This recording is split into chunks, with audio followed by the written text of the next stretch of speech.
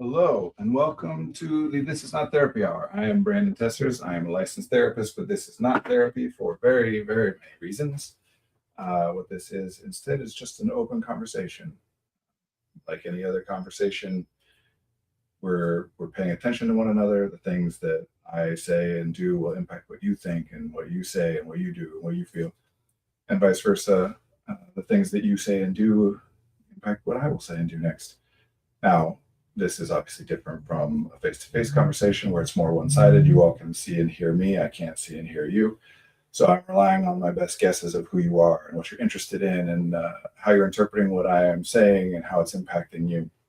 For those of you who are willing and able to participate by putting comments into the chat, I appreciate that because it gives me a lot more information on which to base my guesses about who you are and what you're interested in and how I'm coming across and impacting you. I apologize for the lack of a stream last week. I was out of the office on vacation with my family, which was very enjoyable.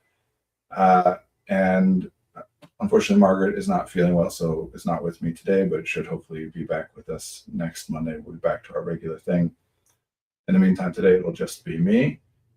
And so for those of you who are willing and able to participate in the chat, please know that the way this works is I'll just be talking about whatever I'm talking about. So I'm not just sitting here in silence. But please don't hesitate to jump in if you want to say things or ask questions or make jokes or whatever. Don't worry about whether what you're talking about or what you're saying is on topic or off topic. None of that is relevant. Just jump in and say whatever you want to say at any point. This is more complicated to explain the details of this than it probably seems like, but that advice, that's the same way I train therapists and coaches as well, is to say what's coming to your mind as it comes to your mind. There's a lot of value there. It happens that way for a reason. It's not to say that we should do that in all contexts all the time. There are very good and important reasons sometimes to override, not just say out loud what you're thinking, but to the extent that you are comfortable and able, just put it out there. Don't hold back because I'm talking about something else or whatever. I work with a private practice called Effective Artistry. Our office is located in Northbrook, Illinois. We do individual, couples, family, and group counseling with people in the states of Illinois and Wisconsin. We also work with some coaches who can work with people all over the world via the internet. All of our coaches are executive functioning coaches. That's our chief specialty, but each of them also has additional specialties and experiences. There's parenting coaching and business coaching, business and professional coaching, and creativity and artistry coaching. I'll do my best to read out comments as they come in because we are streaming on 3 different platforms simultaneously. Each of you will only see comments from people who are on the same side that you're on. If you're watching through Twitch, you'll only see the Twitch comments. So we try to read out all the comments that come in so that we're all on the same page. I think that's mostly what's important. The stream has been, the schedule's been a little bit unusual. Well, more unusual than is typical lately, meaning we didn't have a stream last week. A few weeks ago, like the week before that, Margaret wasn't here. The week before that, I was doing it remotely. But that's an end of the year, beginning of the year transition thing. We should be back to our regular every week, Margaret and I joining all of you. That's the hope. It's always been important to me in starting this stream. I've been doing it for, I don't know exactly when I started it actually, but I think I started it about 5 years ago. I mean, Effective Artistry as a company officially was founded in, the summer of 2020, but really launched in December 2020. I think I started doing the stream relatively soon after that, but I'm not sure. But it's always been important to me to try and do it every week consistently. I've tried to do what I can to arrange for other people to be here when I can't be. Try to make sure that I'm here, even if I'm traveling or even if I'm ill, as long as it's possible. Obviously, that doesn't always work out, but I do my best because I want this to be predictable, habitual. This to me is, there are so many benefits to therapy and coaching, different for each. I mean, there's a lot of the same, a lot of overlap, but they have their different specialties as well. I do those things. I started out as a coach and became a therapist because I think that the benefits available there are huge. There's a lot of value to it. Unfortunately, a lot of that relies on like direct one-to-one interaction because a lot of those benefits are things that happen as a result of direct one-on-one interaction. Not that it's like hard to do it in other ways, but that it's literally impossible. It's part of the format. And by the nature of how things are set up, that then means that like there's limited opportunities for someone who wants to help in those ways to meet with people, right? I have only so many hours in the week. It also means that there are barriers to being able to do that for potential clients, financial barriers, time commitment barriers, scheduling barriers. And so this can't be that. That's a big part of the reason it's called This Is Not Therapy, the This Is Not Therapy Hour, because this is not and cannot ever be one-on-one conversation. But it is my attempt to be able to provide as much of the benefit as close to some of those benefits. It doesn't mean that I'm doing therapy. I'm not. I can't be. People mostly, I think, tend to think that what constitutes therapy is largely about what content is being discussed. That like if you're talking about certain kinds of things, your emotions or your childhood, whatever, like that's what means that it's therapy. This leads to some of those misconceptions where people will talk about like, why would I go to therapy when I can talk to my friends? And if that's what therapy was, that's a completely valid, yeah. Like if it's just about talking through difficult things, which is very valuable to do, you can get that benefit from all different kinds of arrangements, not just from therapy. Now, therapists might be more skilled or whatever in certain or whatever. But as far as that's concerned, yeah, there's no therapist that has like secret content knowledge that nobody else has that you couldn't find in a book or a video or an article somewhere if you knew where to look. What makes something therapy? What we're talking about when we say therapy, we're talking about the process. Kind of like saying like, why would I do physical therapy when I can just talk to my friends, right? Like it's not the content knowledge of like, here's what exercises you can do. It's the actual experience of it. When we're talking about therapy, we're talking about a specific process, structure of a process. And part of that is a hugely important part of that is the structure of the relationship between a therapist and a client. There's all kinds of stuff that goes into that. And a lot of that is stuff that people kind of are vaguely aware of, things with like confidentiality and but effectively, this language isn't always language that people like or translate in useful ways, but it's a contractual relationship, right? That meaning that the parameters of the relationship are set up and agreed upon by both parties, that one person is identified as the therapist, one person is identified as the client. There's a lot that goes into that and a lot that means, and we could talk about those things, but that's something that can't be replicated by a friend or a partner, and it can't be replicated here with me talking to you all over the internet. It is specifically unique to the structure of two people agreeing that this is the nature of our relationship and our interaction of how this is going to go. We can talk about all different kinds of things there, but I don't know that it really matters or that anybody is interested. But the reason it came up is because I wanted to make sure to point out when we say this is not therapy, that's not just like a little joke. This isn't therapy. We talk about things. We talk about content and stuff that oftentimes is stuff that people might also talk about with their therapists, but talking about that kind of stuff is not what makes something therapy. It's also possible, I mean, I hope that at least to some extent that some benefit comes out of these streams for people that is similar to benefit that you might be able to get out of therapy, but that doesn't mean it's therapy either, because when we call something therapy, we're not talking about the benefit that it has. We're talking about the structure and the process of what it is.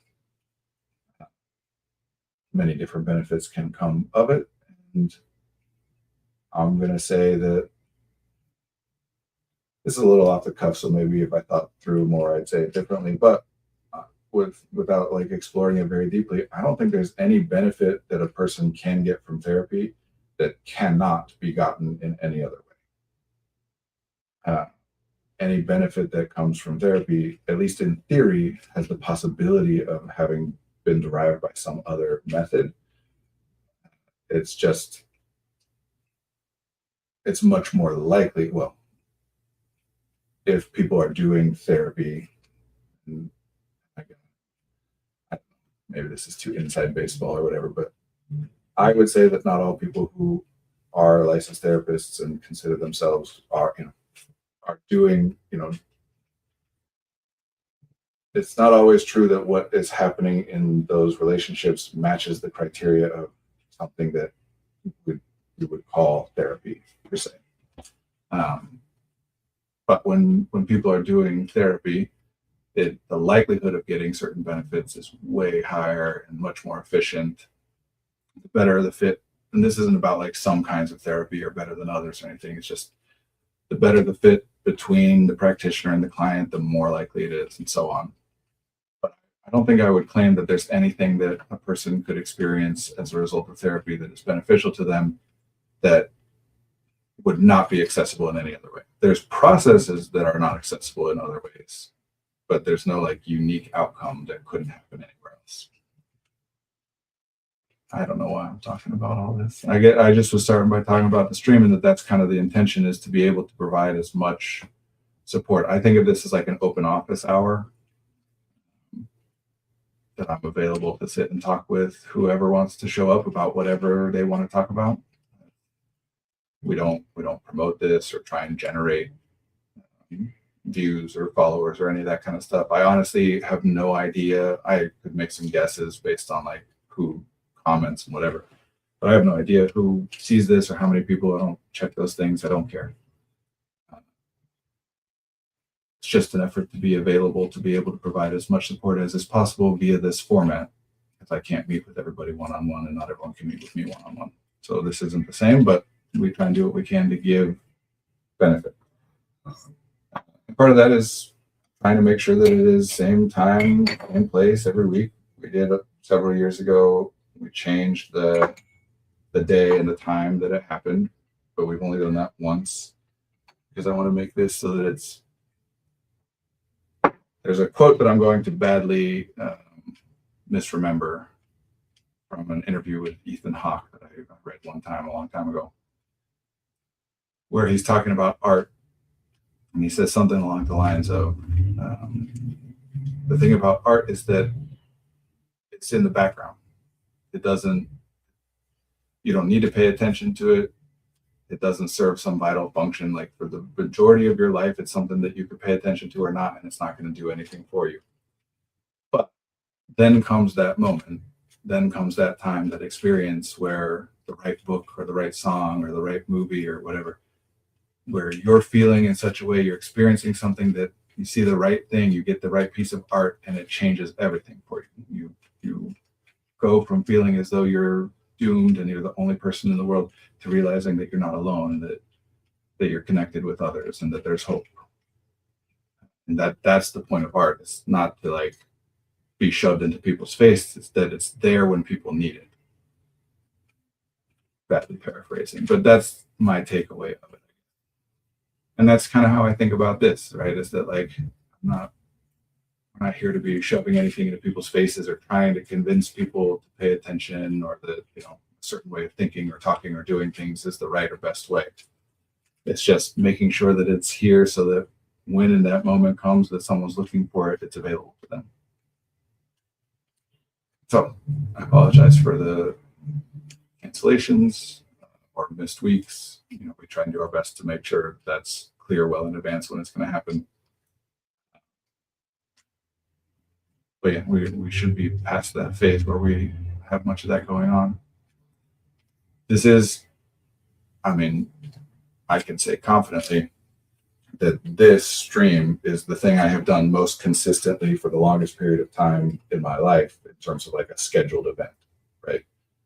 That there's nothing else, no other meeting or time of the week or time of the day that's been dedicated to a specific task that I have done as long and as consistently as this. I think that's true. I think that's probably true. So anyway, we're here. This is not therapy. It is just an open conversation. One of the pieces of advice I got when I was first doing this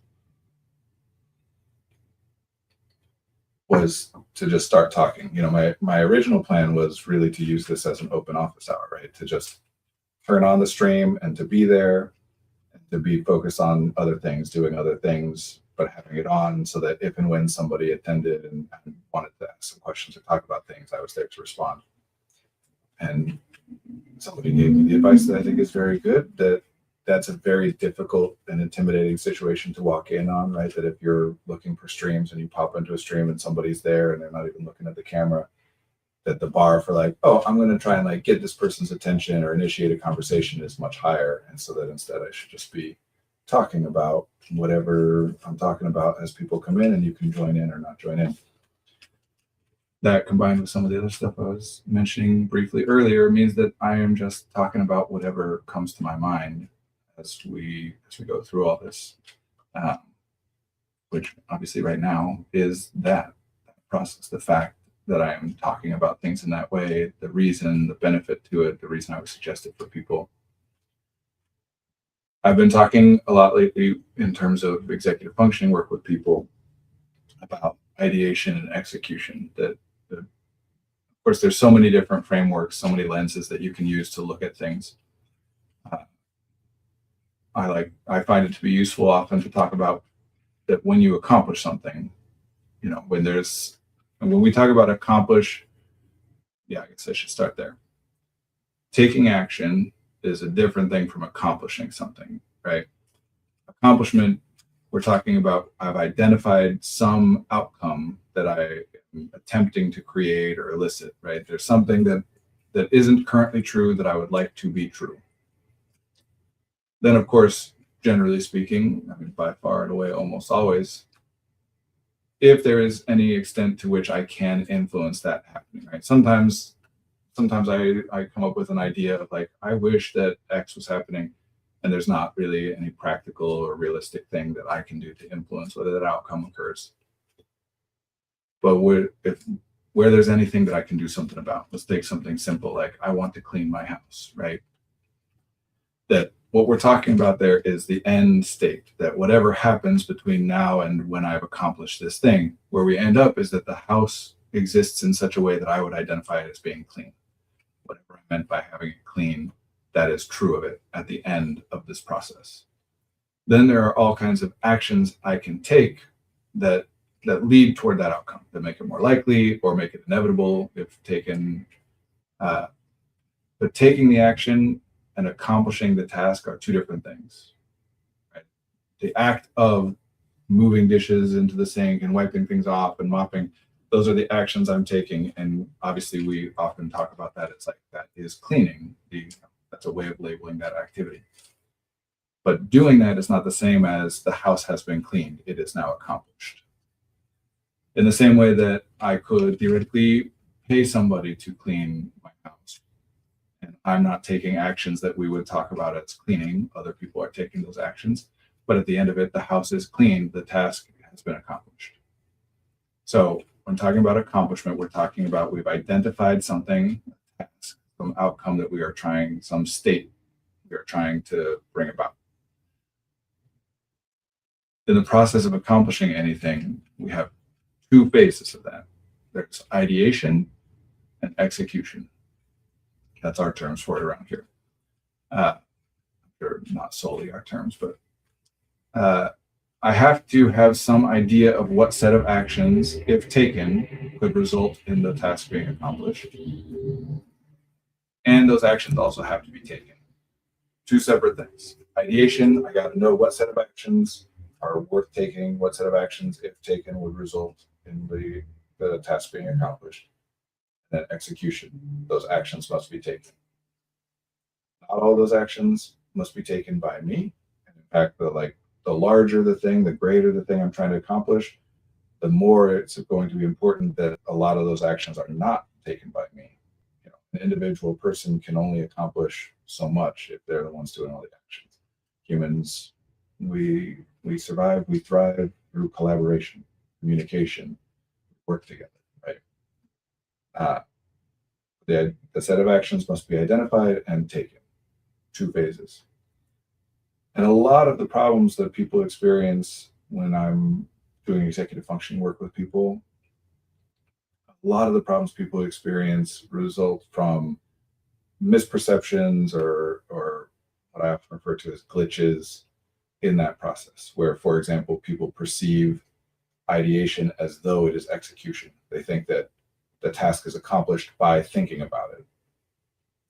There are some tasks where that makes more sense, why people would think that. It's certainly not foolish, it's understandable.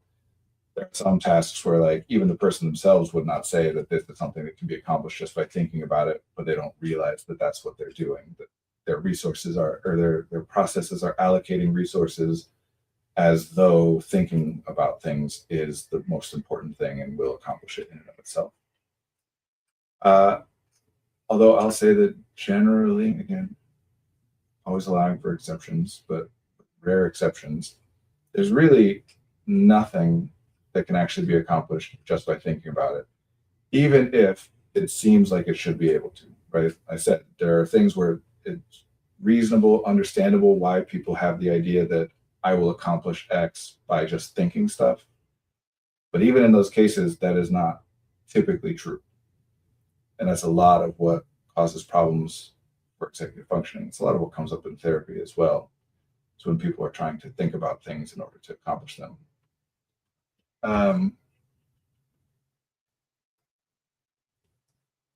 There's so much that comes off of this, so many different ways to go with it.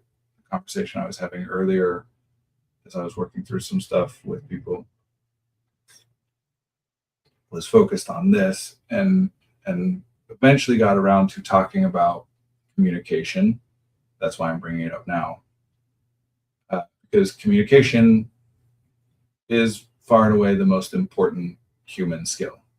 Uh, Activity. If I call it a skill, that makes it. A lot of the time when we use a word like skill, that gets interpreted as like characteristic or trait, that people have more or less of the skill. And that's not what I'm trying to get at with communication here. What I'm trying to get at when I say skill is meaning a thing that humans do, not like how good one person is or by far the most important thing that humans do. And I understand that people could experiment with, have different reasoning about like, no, this other thing is more important, or this other thing is more important. And certainly if we narrow the parameters down to like specific contexts or whatever, then yeah, there are times where we could, in a domain specific way, say like, oh, what's most important here is like treading water so that you don't drown or whatever. But talking broadly about humans, we're talking about communication. It's what we're evolved for. It's our primary survival trait. I mean, I guess you could say that collaboration, working together, is our primary survival trait, but communication is what facilitates that. So we're highly incentivized to do that. Not as in like language. A lot of the time when we're talking about what humans are incentivized to do, we're talking about how when we do that thing, we experience something pleasurable, right? That we're incentivized to eat sugar. What we're referring to there is that sugar tastes good, what the incentive is.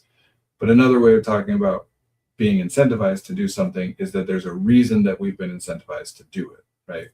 That eating sugar is beneficial in some way, which is why an incentive has been structured or put into place for it. We're rewarded in that immediate sense with it tasting nice because it benefits us to do it. Obviously, that's not always true. And a big part of what everyone is dealing with now is that like we don't live lives in any way that resemble the circumstances in which our bodies evolved. That my physical body, including my nervous system, the brain is part of the nervous system, my physical body, your physical body, by and large, are the same as the physical bodies of humans that lived 200,000 years ago. obviously there's some differences and even some like trends over time. We can see that like people have gotten taller over time. And I think there's like more bones in the foot and stuff like that. But by and large, it's the same because the process of evolution is a very slow, I mean, millions and millions of years. So our bodies just don't change that quickly. Other things obviously can change very quickly. Cognition and the technology, the environment can change quickly. But the body doesn't change very quickly. Even for individual people, we can all do things that change our bodies. Right? We can work out or we can eat a diet that's different. And I don't just mean like making my body better in some way. I'm saying that if I change how I eat, then I can become less healthy too. But these changes happen over time. They're not quick. There's a lot of inertia involved, basically.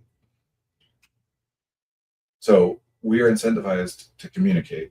And I do mean that both in the sense of like sugar tasting good, meaning that it is pleasant, enjoyable to communicate. I'll come back to that in a second, because I know not all things that we identify as communication are pleasant. Some of it is miserable. But that has a lot to do with what we're calling communication. We're incentivized to communicate both in the sense that it is pleasurable to us when we do it, including even things like vibration stimulates the vagus nerve, which regulates our emotional state, pulls us out of fight or flight. But we don't have to get that scientific and specific about it. We can just say, like, think about when you've been sad or upset or whatever, and then you've been able to talk to somebody about it. Again, I know there are versions of talking to people about it that don't help or even make things worse. But there are many experiences of being sad and then talking to someone and it felt better. So that's the incentive of like, there are things built in where it just is pleasurable to do, to communicate. And we are incentivized to do that because it is inherently beneficial. That if it wasn't incentivized in the sense of it being pleasurable, it still would be beneficial to us to do it. That's why we are incentivized. One way of talking about that, the benefit of communication, is through the lens of ideation and execution. Communication is unique in being the thing that is like most balanced between those two worlds. In fact, the only thing. Ideation is something that takes place in cognition. And despite how we talk about and think about things culturally, cognition is not something which occurs inside the body. It's not something that happens in the brain. It certainly, to the best of our understanding, it certainly relies on processes that take place in the body, in the nervous system, in the brain. But the cognition itself is not something that's in a specific place. We can't look in a brain and see thoughts, right? If right now, if you sing a little song to yourself or remember something in your mind, there is no way that we could, not with any tool, could we peer into the physical brain and observe that song that you just sang to yourself. It's really weird and literally impossible to understand, which makes it something that we just don't generally think about. It's part of what leads us all to conflating, treating two different things as though it's the same thing, conflating the brain and the mind. For the most part, people don't separate between those two things. The mind, the brain, those are interchangeable words. But the brain is a physical organ, like the heart. The mind is the conscious space, you thinking, your subjective internal experience, your thoughts, your feelings, the things you notice, cognition, that's the mind. Now, again, as far as we can tell, it relies on having a functioning brain. And if things happen to the brain, if we put chemicals in it or it gets damaged in certain ways, that impacts the cognition. So it's entirely reasonable for us to talk about it as though like everything that happens in the mind is a result of what's happening in the brain. But that is known not to be true. I mean, if nothing else, we have identified that there's a lot of processes that take place in other parts of the nervous system. Perception begins in the nerve endings themselves, right? So even if we wanted to say it's all based on biological processes, it still wouldn't all be in the brain. We're just using that as a shorthand, which is useful, but then we get it confused and think it's the same thing. I think a lot about this is a comment. I think a lot about wanting to be and to just take a picture of my brain and compare it to other people. It would be so much easier if there were numbers we could look at. Yeah, I mean, that's the thing is when there are ideas that are like any idea that's like, well, that would be really helpful. That would be really good. That would be nice, efficient, easy, beneficial, whatever. Then those ideas tend to spread, right? In fact, man, without somebody else here to like temper me, I'm always on the verge of going into some really weird and esoteric ways of talking about things. Uh, we could talk about storytelling like this, right? Um, that like we don't tell stories generally that not even generally we don't tell stories that match the actual lived experience, right? That's not to say that we never tell stories which accurately relay things that did happen, but even when we do, we're selecting which elements that we relay in the story and which elements we leave out, right? Nobody's watching movies where the character has to step aside to use the bathroom, you know, on a regular basis, or where like the action of the movie pauses so that we can see the character in the bathroom for 10 minutes. Um, without other people to hold me back, I just get weirder. You know, I like that because yes, that's absolutely what I was saying. And as soon as you phrase it and I get to see it like that, it's also very clear that like that's true of everybody. You know, what we mean by weird is inaccessible. Basically. The more that I'm communicating in ways that don't make sense to anybody else, the weirder I'm getting. This is kind of part of what I'm talking about with communication and ideation, all this stuff is when people get in their own minds and just focus on communicating with themselves, thinking about things, conceptualizing things in ways that make sense to them. That process, the things that are most efficient and valuable in that process, overlap to some extent with communication, but also have differences. So you end up in a place where, like, the way that you think about things is not the same as the way that you would communicate those things to other people. Oftentimes it is. Oftentimes you can say out loud the way you're thinking about something. But there are, for example, there are sensations where it's difficult to describe, right? I can't describe it as a visual or as a sound or as a tactile feeling, but there is this sensation that I have that contains a lot of information in it. And I can relay that information, but I can't relay the sensation itself that contains that information. Because the point of how we're thinking, the way that we use language internally, it's not about conveying information to other people, it's about managing information. And so packing larger and larger and larger things down into smaller symbols is really useful. Then using those symbols with other people, the more we've done that, the less likely it is that anybody else is going to unpack it the same way that we would unpack it.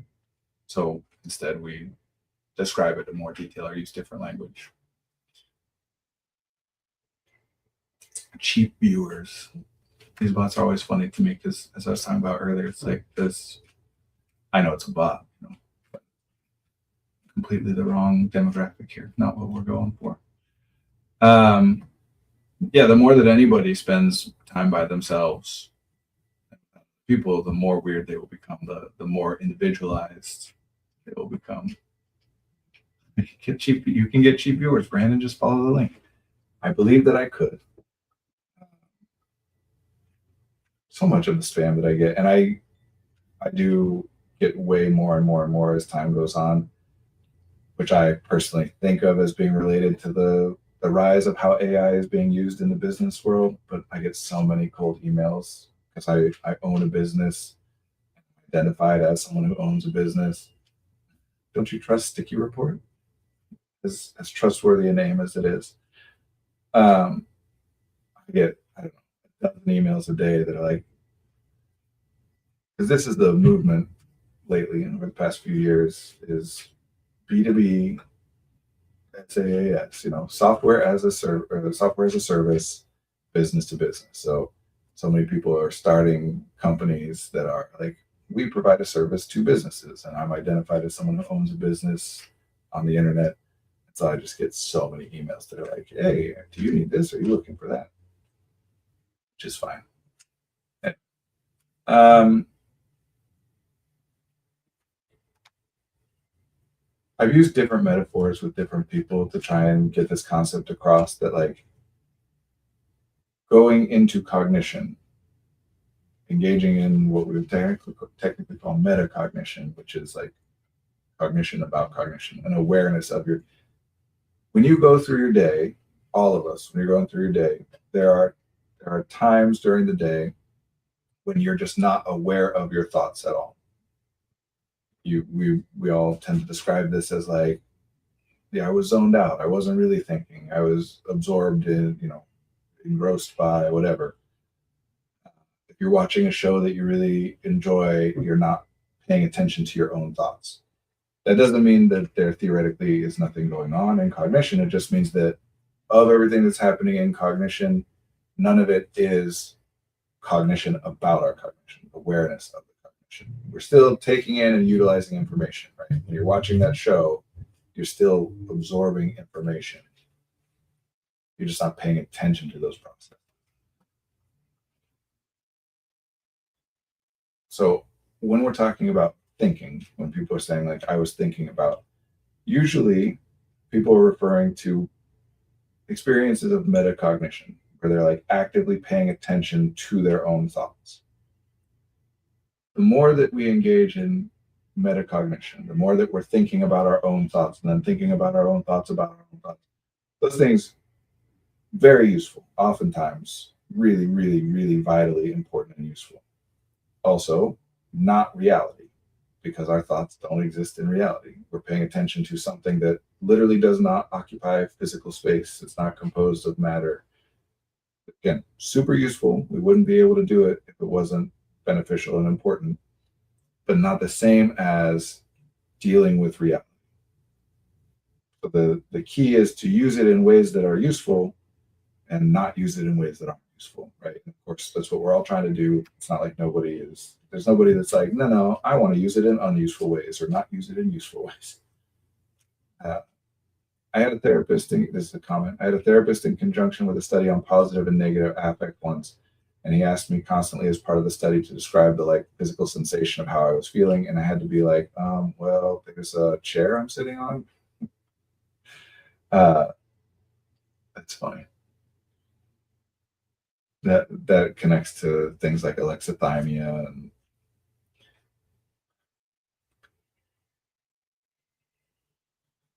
what you experience in your cognitive space and philosophical communication, what is often referred to as the subjective internal experience. Like I have some experience that is internal to me, no one else can observe it, and that I myself am the subject of this experience. It's about observing my own self.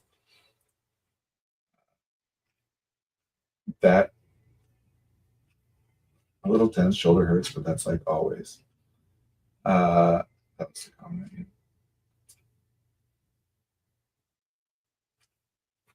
What happens there has absolutely no overlap with what happens in reality, and it has absolutely no overlap with what happens in anyone else's subjective internal experience. That doesn't mean that it doesn't relate to or reflect or map or model or whatever. It often, I mean, usually does, ideally always does, right? But it's not the same. It can't be the same. Talked about this saying, the map is not the territory before, that the whole point of a map, if I have a map of the United States and I'm trying to navigate the United States, the whole reason that the map is helpful to me is because I'm able to see a larger picture on the map than I can see in real life. But the only way that that can happen is by making it so that the map leaves off so much of the information about what's actually existing, right? That the territory of the United States has, I don't know, however many like millions of square miles. I'm assuming millions of square miles. I don't actually know. And like I'm in a room right now that's roughly like 15 feet by 15 feet. And the information available in this room, just the visual information available in this room, I can't be aware of all of that, right? Of course, I could not be aware of the visual information, much less the auditory information and the tactile information, whatever, of everything in the entire United States, not even close. So the whole point of the map, the thing that makes it useful, is that it is taking some of the information from the territory, the actual reality, and then leaving everything else off. All models are wrong, some are useful. Yep, exactly. The point of the map is that it's keeping things like relative distance and position, right? That this thing, these 2 points on the map are the same distance and direction from one another as are the things that they represent in real life if you adjust for the scale. That's the point. That this river is here. Obviously on the map, it's 1 inch from that river to that mountain, but the scale of the map is that 1 inch equals 10 miles. In reality, there's 10 miles from that river to that mountain. This is what cognition is. It's a map. It's useful in ways that the reality itself never could be, because it allows us to see the way things relate to each other, the way things interact with each other, impact each other. We can categorize things and project things in ways that we never ever could do in real life. And the only reason that can happen is because it's only taking a little bit of information and then representing that little bit of information, leaving everything else off. So that process, call that abstraction, that process involves determining what pieces of information are relevant and should be kept, and what pieces of information are irrelevant and don't need to be kept. Right? That it's important to know the relative position of this river to that mountain.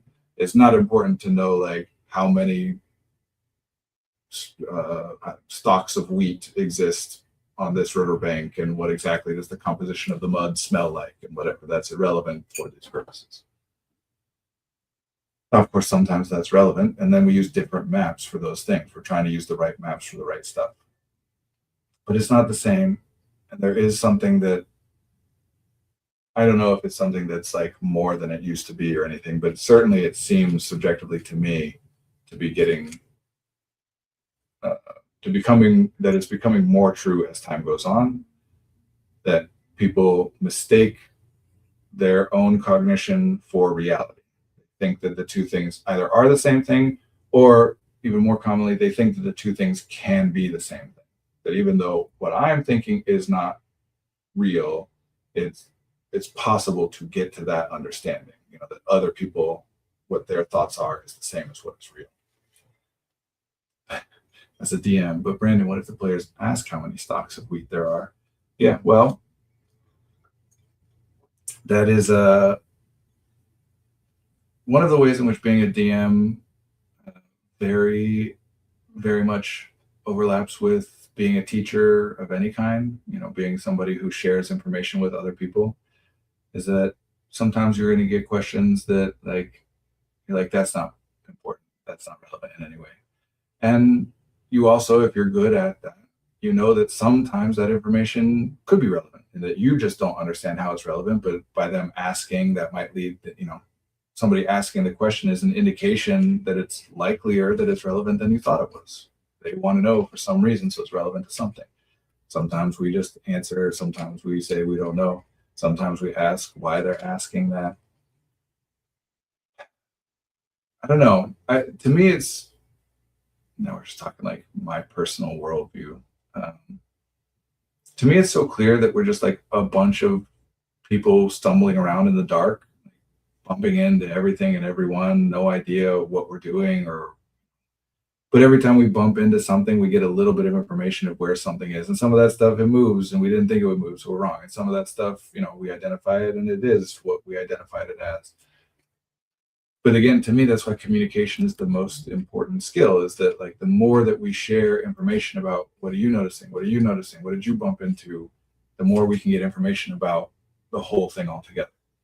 That is not in pursuit of getting an accurate understanding of how everything works, to me, because that's impossible. That is in pursuit of increasing our collective ability and individually to navigate our environment in the way that we're trying, right? The more relevant and accurate information I have, the more likely it is that I will be able to do things that result in the outcome that I want. And so the more we communicate, the better chance we have at all that. That's just on the ideation side. The better, the more likely it is that the set of actions we end up identifying as being worth taking are actually worth taking. And then also on the execution side, then we communicate in order for like, I'll do this little thing, you do that little thing. That how many billions of humans lived before us, and how many billions or trillions or who knows untold numbers will live after we are no longer here. Like each of us, we're one little small part in a larger thing. And I know that a lot of times the people that makes them feel insignificant or bleak. And I guess I personally don't, that's just not my experience of it. To me, that's like, I guess I could say beautiful or wonderful, but more accurately, I guess I would say that like, that's just how it is. How could it be bad or wrong if it's what it is and what it's always been? It can be different than what I was thinking. You know, I thought of myself as being hugely, monumentally important and responsible for everything that's ever happened. But that doesn't mean that I am. And I do genuinely believe that everything gets better for a person as they understand more and more how small each individual human is. Not because it means that it's not worth doing anything, but because it means that like you understand that doing things of significance or importance is involves doing things that impact other people. You're doing things in collaboration with other people. All this to say, communication is the one thing that's both execution and ideation. Execution is about action. Your body is doing something. Ideation is cognition. When I say something to you, I am physically doing something. I'm forming those words. There are sounds, sound waves in the air that hit your eardrums, real physical things that exist in the environment are detected. Also, because of the processes that we've gone through in order to establish language, to interpret symbols as the thing that they signify. Also, in your mind, things are evoked. In your cognition, thoughts arise. You notice thoughts in tandem with noticing the sounds of the words that I'm saying. And then vice versa, when you are trying to relay thoughts or accomplish, move towards those thoughts, you are then doing things. You're taking action. You're putting it into words. We often talk about this through the lens of language processing, both interpreting language that's coming in, but also putting internal things into language that we then generate and express. This stuff gets overlooked because sometimes we think of talking as though it's the same as thinking. And sometimes we think of it as though it's completely separate from thinking and it doesn't involve thinking at all. And that's true to some extent, right? There are times where a person is making the sounds of language, but those sounds are not connected to any thoughts that the person is having. Sometimes that's just, echolalia or mumbling or whatever. Oftentimes that's what when I'm training therapists and what I would identify as rambling, is that there are times where people are just saying stuff and they're not even paying attention to or being impacted by the things that they're saying. But for the most part, not for the most part, but what I'm calling communication is not that. That would not qualify to me as communication. Communication is when a person is intending to impact another person or group of people. They're doing something in order to have that impact. I'm trying to get you to think something or feel something or do something. And that doesn't mean that I'm trying to control you and force your hand, right? If I'm saying like, oh, there's some brownies over here if you would like some. I'm not trying to force you to eat brownies, but I am trying to bring your awareness to, I'm trying to elicit a thought in your mind, make it so that you are now aware of the fact that there are brownies and that you have access to them if you would like them, right? I'm doing something with the intent of impacting you. That's communication. And it's not always spoken language. It's not always like recognizable as a shared language where there's like symbols that multiple people could interpret in certain ways. But not all behavior is communication in my book. All behavior is behavior that if you pay attention to someone's behavior and treat it as though that behavior is happening for a reason and then try to speculate about what those reasons might be, all behavior is meaningful, right? All behavior can give you information about a person and their systems what they're doing and what processes lead to what things. That doesn't mean that it's all communication. That would be absurd to say that all behavior is communication. I'm saying this because it's a fairly common saying, especially in therapy circles, all behavior is communication. But nobody who says that means literally that all behavior is communication, in the sense of like, when I use the bathroom, that's not an attempt to communicate to somebody else, right? They mean it as all behavior is meaningful. That if you pay attention to behavior, it can tell you something about what's happening with that person, potentially. So communication is the thing that exists in both worlds. It's real and cognitive at the same time. To be clear, when I say real, I'm referring to like the physical universe. It exists in the empirically observable universe. It takes up space and is composed of matter or energy or whatever. I don't mean it exists, because our thoughts, our cognition, they exist. I observe mine, you observe yours, they exist. When I say they're not real, I mean they don't exist in the universe. Communication is the one thing that's both, that I'm accessing and utilizing cognition at the same time that I'm also utilizing my body for physical action to generate or receive communication. It is unique in that way, and there's nothing else that is that. Anything that does both of those things matches the criteria of what I'm calling communication here. I should be clear that like there are plenty of times where I am interpreting something as though it is communication when the person didn't intend it as communication, or vice versa. Plenty of times where I am communicating something to somebody, but they're not interpreting it as communication for various reasons. Here's a comment. Oh, I worry a lot about saying things in conversation that are not entirely true, like putting a label on a thing. No label is 100% descriptive and accurate, but speaking out loud to someone about myself is like putting a bunch of labels on things that are vague and nebulous. Yeah. That A, makes sense. B, is very useful for you to say out loud for other people to hear.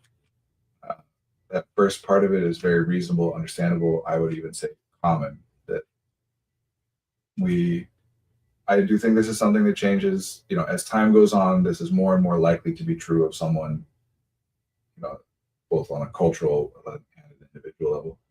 This first thing is common. That like I don't want to say something unless I'm confident that it's accurate or true or whatever. But that second part, no label is 100% descriptive and accurate, but speaking out loud to someone about myself is like putting a bunch of labels on things that are vague and nebulous. That second part, that is universally true. Not everybody would think of it that way. Not everybody would use that language. Many people would even say that that's not true.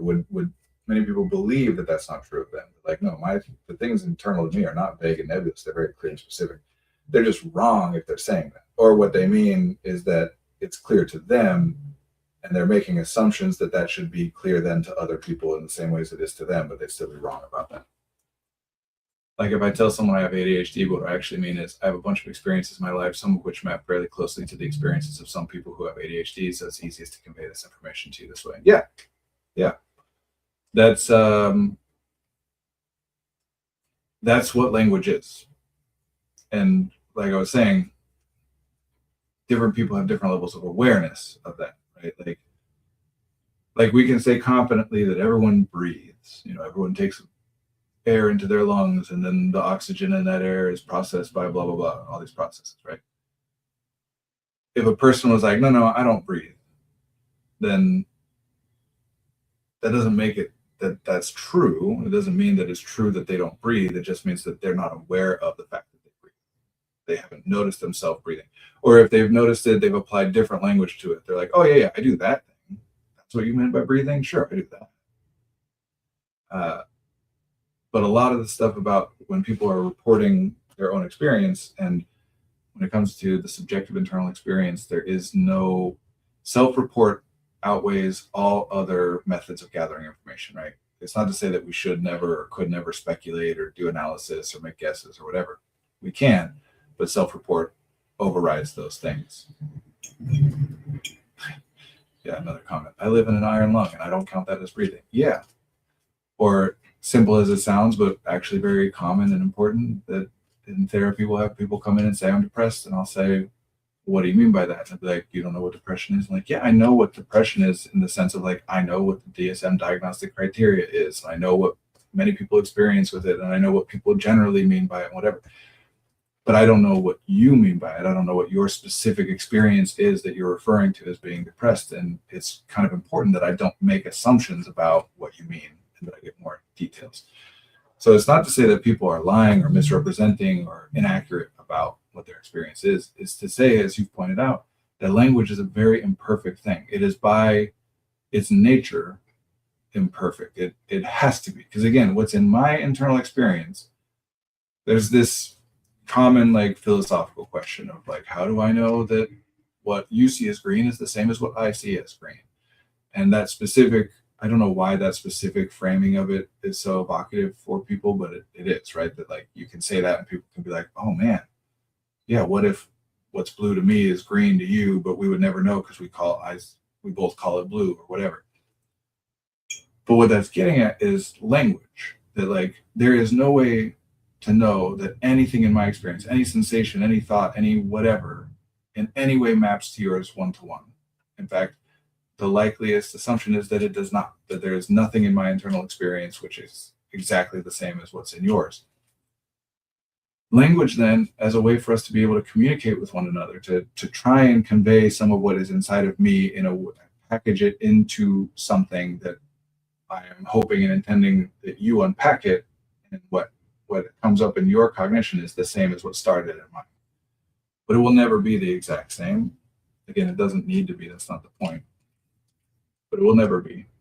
And so because of that, because what's in my experience has literally no overlap with what's in yours, language has to be an imperfect container for information. If there was language that 100% accurately represented what's in my experience, that language would be inaccessible to anybody else. The matrix manifests differently for us all. Yeah. And a lot of these are things that are like fun to think about, but ultimately not relevant. And a lot of these things are things that cause existential crises for people, even though they're not relevant. How do I know that the consciousness that wakes up in my body every morning is the same as the consciousness that went to sleep in my body the night before? It can like freak people out, or it can be fun to think about, but ultimately not generally relevant. Doesn't matter. It's not going to impact, change anything that you do or think or feel in any way. Talking about it in certain ways can, but if that's what it is, then that's, yeah, the teleporter problem.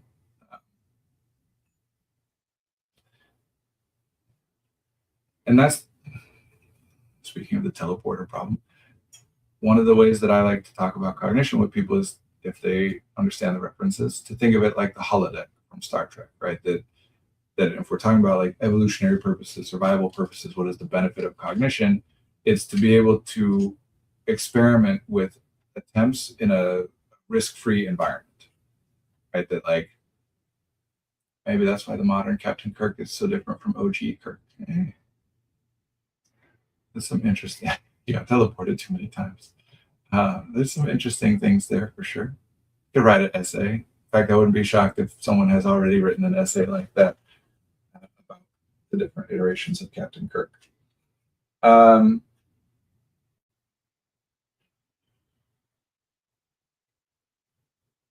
holodeck, right? So let's say I have come across a chasm, right? I'm walking through the wilderness. Me and my people we have to move around to get food and shelter and blah, blah, blah. We're hunter-gatherers, nomadic, right? By the way, side note, but like interesting to me that it seems, I can't say this definitively, certainly, but it seems to me as though in our culture, when people reference hunter-gatherers, they still think of those people as being like static. They have a little village and then they go out and hunt and gather and come back. That like people think of it as like you go get berries from the berry patch and then come back and bring those back to everybody else. And that while certainly there was like some like splitting up. You guys do this, we do that, we have to have some, but like these were nomadic cultures. If you're a hunter-gatherer, it's not like we have a known hunting spot and a known gathering spot that we can just keep going to. especially on the gathering side. That's just agriculture. It can be like, we make the same tracks. We go to this place in the winter and this place in the summer and whatever with some prediction. But it's not like we have like permanent buildings and we go and get stuff and come back to these buildings. It's just one of those things that's funny to me, as well as the idea that people have that like men are the hunters and women are the gatherers, which is, again, I understand why people think that, so I can say it's reasonable that people think that, but obviously absurd on the face of it if you think about it deeply at all.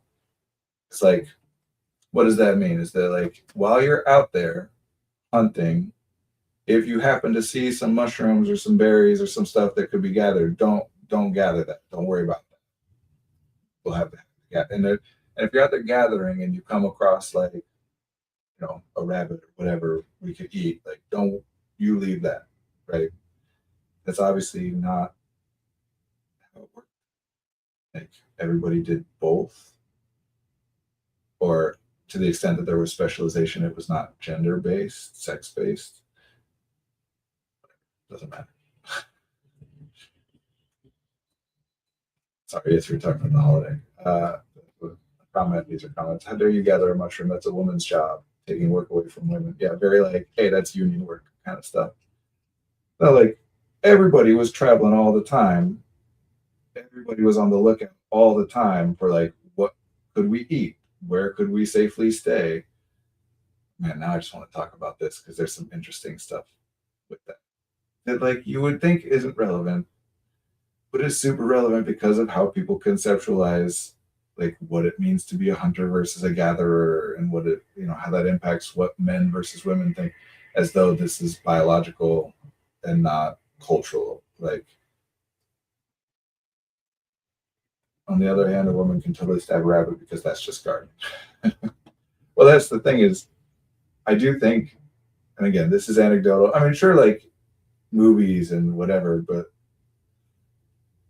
it does seem like when people think of gathering and hunter-gatherer cultures, they're thinking of agriculture. They're thinking of like, we've identified a specific place where we go and get stuff, and we just go back there every day and get more stuff. Got to stab rabbits, they might eat the lettuce. Yeah. Cognition in the holiday.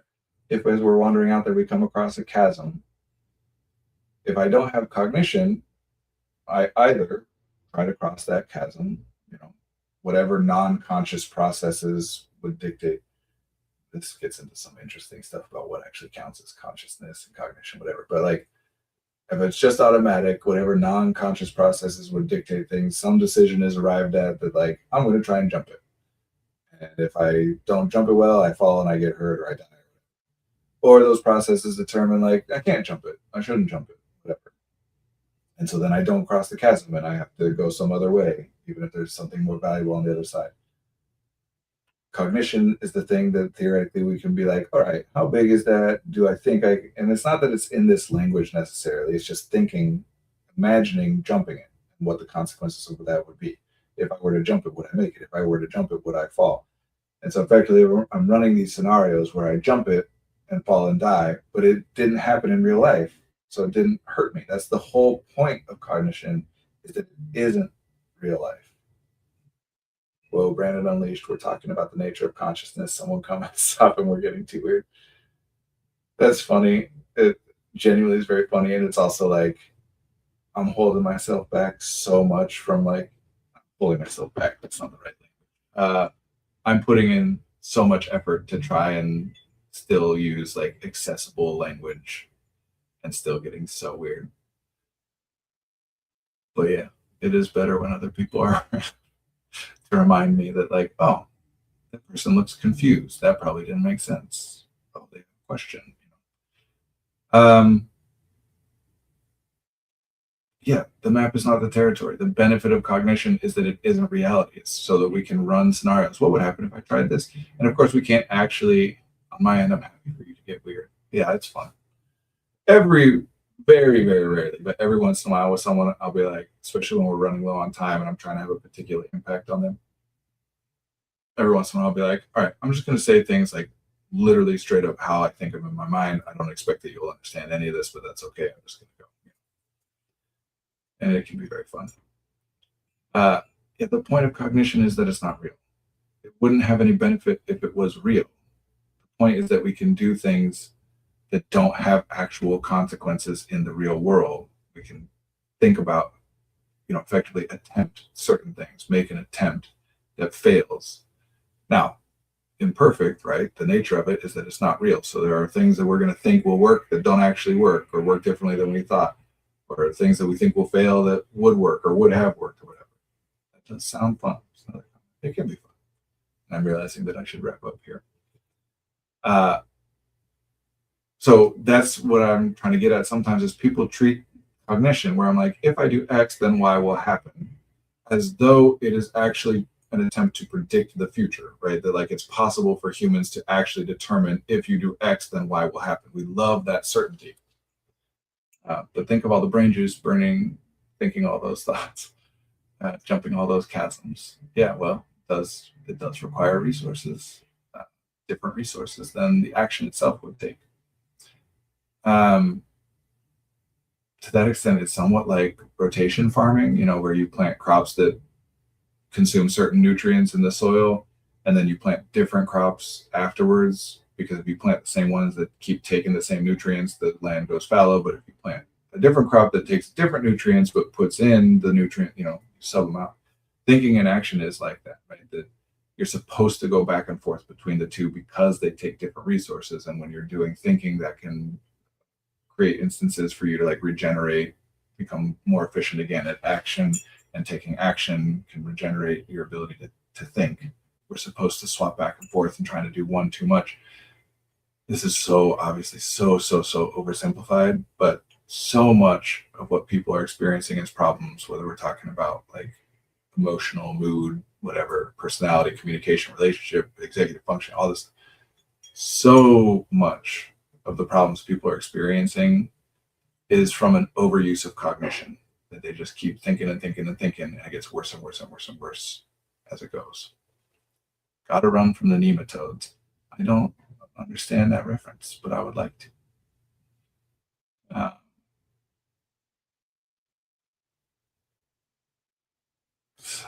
Talking about using language in vague ways to try and convey nebulous ideas and whatever.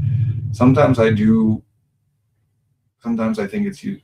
Growing up, we had to plant tomatoes in a different patch every year because we had to run from nematodes. Oh, interesting.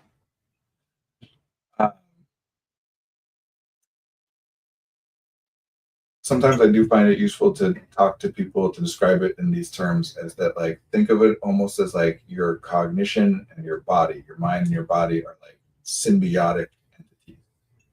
Obviously, both you, the combination of them is you, whatever. Worms in the ground that like tomatoes. That's what a nematode is. That's the common words in the ground that like tomatoes. But it can be useful to think of it as like these are two separate entities which are symbiotic with each other.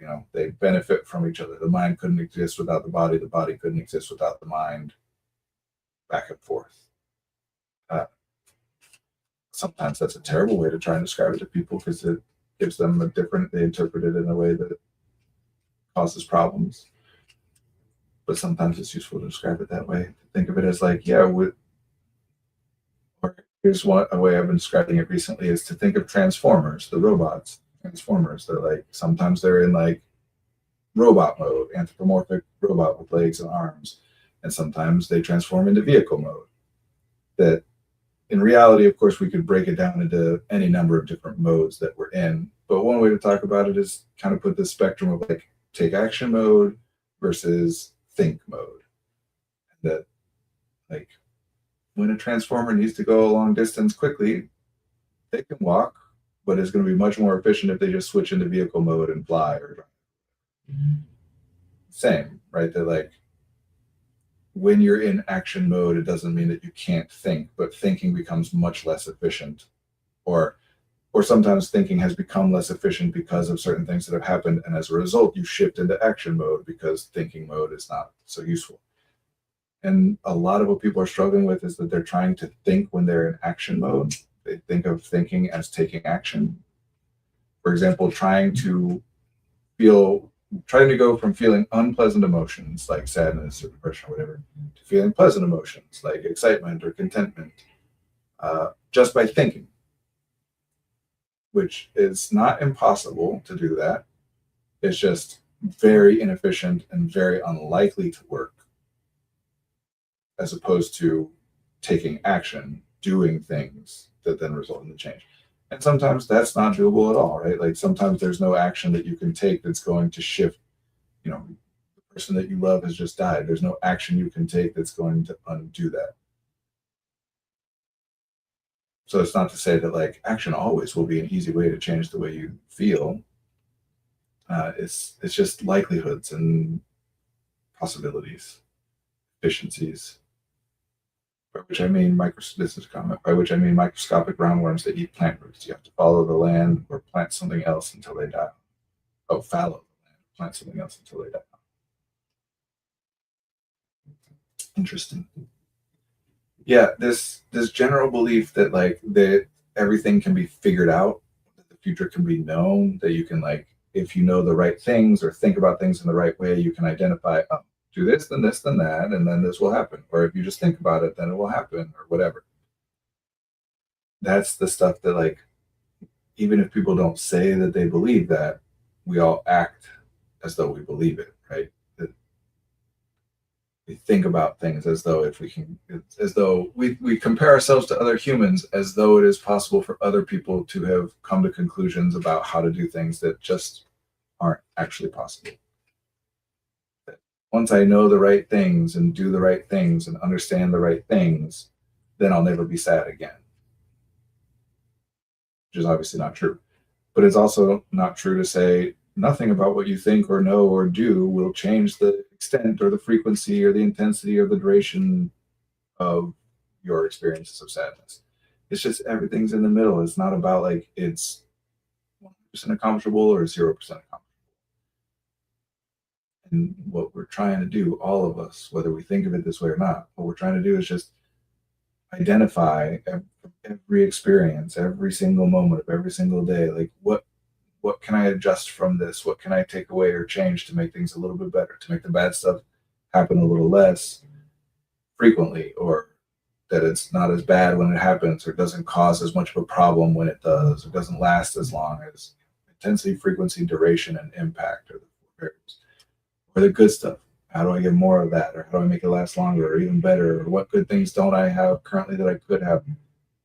And it's just a process of like these little incremental changes, these ideas about what's worth trying next and seeing how it goes.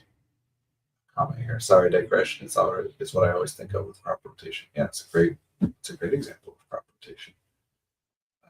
Well, I guess in this case you didn't rotate by planting it. Well, I guess you said sometimes you do plant a different crop.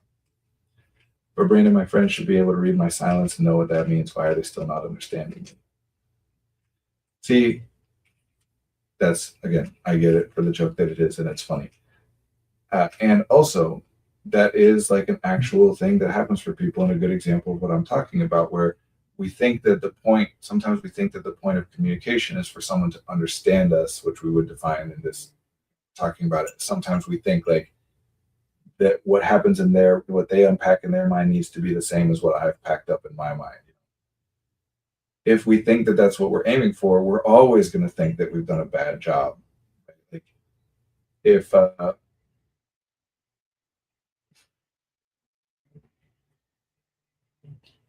I think that it is possible for a human to learn to be fast enough running that they eventually can teleport, right? Then no matter how fast I run, I will always think of myself as doing a bad job. Why can't I teleport? I'll never see anybody else teleport, but I'm still assuming that people do, just not the people I know. Everyone I know, my friends, they're like me. We all like we can run a mile in 6 minutes, but like I know some people do it even worse. Some people it's like 20 minutes, whatever.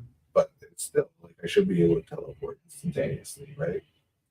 We just go on faith. The good rule for me is if people tell you about like any kind of a person or experience that people have, like some people blank, blank, blank, and you have not ever met anybody like that, and nobody that you've met has met anybody like that, It doesn't mean that they don't exist. We shouldn't be that like egocentric or whatever to assume that like there's nothing outside of our experience. But I also wouldn't just default to being like, yeah, that definitely exists. Like I'm open to the possibility that it is true, and also open to the possibility that like maybe nobody does that. The world is just doing a bad job at running. That is a version of it sometimes too, where it's like I realize that I have become the fastest person in the world, but that just means that we all suck. You know, I've met people who can sit down and do an assignment when they intend to. I have met people who can do that too. It's absolutely wild. Even more wild is that you are one of those people, meaning that there have been instances in your life in which you intended to do something at a certain time and you sat down and did it at that time that you intended to do it. Now, you've seen other people do that, and you're extrapolating into thinking that those are other people who always do that. And that's what's wild to you. It's like some people just, they intend to do something, they just do it. No, everybody does that sometimes. Nobody does it all the time. That's not to say everybody's the same. There are certainly, what you shot me right now. There are certainly, if we were to like map people's lives, like some people are going to do it at a higher rate than other people, but identifying the variables that contribute to that, like that's a whole thing. And but that's the point. It's like, that's a useful thing. That observation, right? Wow, they just sat down and did something right when they intended to, because that's something I want to do. Like we were talking earlier, I wish I could just look at a brain scan and get some numbers. There are all these ideas that's really nice. It would be really nice if I could teleport. And because those ideas are nice, we fantasize about them, talk about them, share them, we discuss them. And sometimes we, in that process of telling these stories and communicating these ideas, sometimes we get a little lost and we end up thinking that that's like what is happening for people, or even for most people, or even for everybody except for me, when it's just a thing that anybody would like, but it's not true for anybody. Sometimes it's things that we end up thinking like that's how it's supposed to be, even if it's not true. And sometimes it's stuff like the idea of, you know, being able to look into my brain and just know what's going on with me. Sometimes it's stuff that we decide to treat as though it's real, you know, something about how it's getting communicated and whatever, is we end up thinking like, oh, it is just true that there's a way to look at, you know, I don't know how to do it, but like you could theoretically compare everyone's brains and by looking at them know who's going to struggle with this and who's going to be good at that. That's not real. If it was real, we would do that, right? Like it's relatively, now that we can see everything in a person's brain, but like we have tools that allow us to see things in people's brain, you know, electrical activity and shapes and blood flow and size of different regions, whatever, you know. If there was any way to do that and extrapolate from that, like, and so this person is good at this or bad at that, or this is what's ideal for them, then we would be doing it. If nothing else, the richest people would be doing it, and they're not, because that's not real. But it's a nice idea. And I do think there's something to, I know it often gets talked about as like growing up or being an adult or getting mature. I don't really like to think of it in that sense, but there is something to this transition of being able to start acting as though reality is what's real, even though reality is different than you would like it to be. Tried to get an MRI as part of the affect study, but I wasn't part of the right cohort. Honestly, that research, all that stuff that everybody does, it's very useful. I don't know every study. I'm sure there are many studies that are ridiculous and not helpful, but I'm not talking about the field or the idea as a whole. There's so much benefit that comes from all this kind of stuff. It is not at all, that doesn't mean that it's what everybody talks about it or thinks about it as being. MRIs, you know, generally speaking, studies involving MRIs are functional MRIs, you know, the things that you put on people's heads as they do stuff, you know. And that stuff, the data that you get from something like that, obviously is like data that's so complex that it needs to be translated by technology and presented to you, right? Like they're not seeing those little, what's the word? Nodes? I don't know. Like the things that get stuck to you, the instruments in there are not getting visual data. of your brain. But the data that they do get is often presented as visual data, right? Like on the screen, what shows up is an image, but that image is being constructed based on magnetic data that's being taken, not optical data.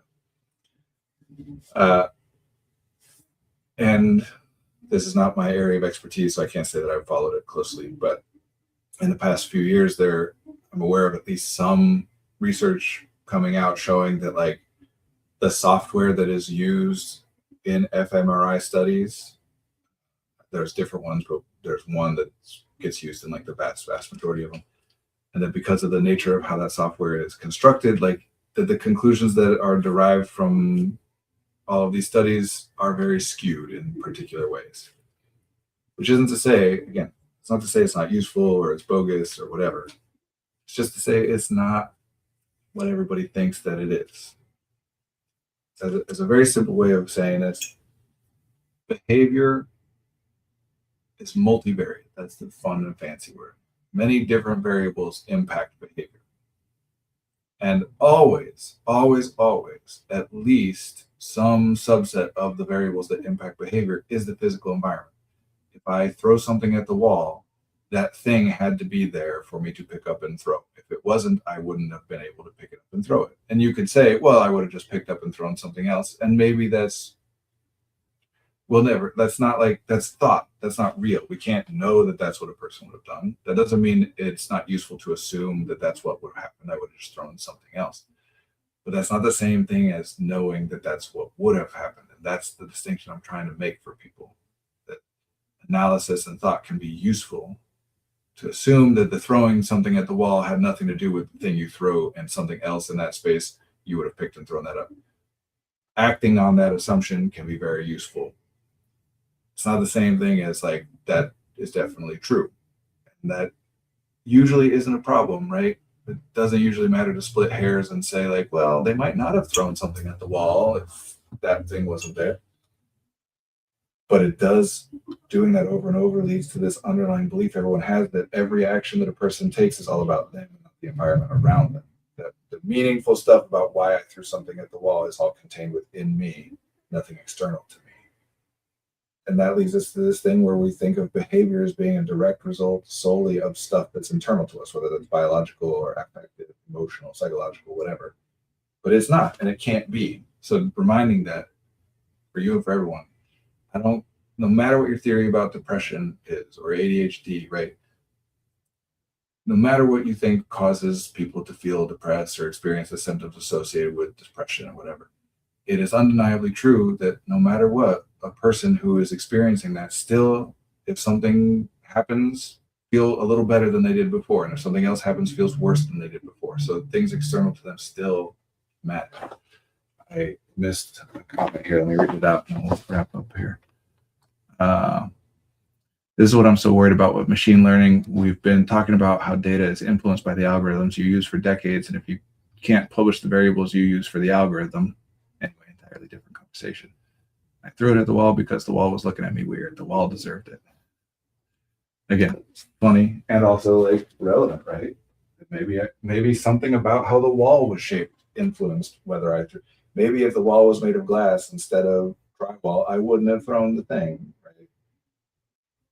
Trying to simplify humans, I think that's a big part of what's freaking everybody out about it, is that we've been engaged in this cultural project of trying to be able to break humans down and understand them, to be able to conceptualize humans as a series of like inputs and outputs. When this happens, they do some stuff, and then this happens, which is just not something that we're capable of doing, not remotely. I try to be both funny and relevant. I don't always succeed. I like that. I feel like that also accurately describes my entire life as well.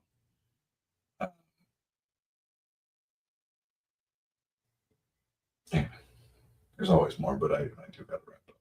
This has been fun. Thank you. Thank you, Bast Insider, especially for participating in the chat. Relatable is the comment. Thank you all. I will be here same time next week. Thank you.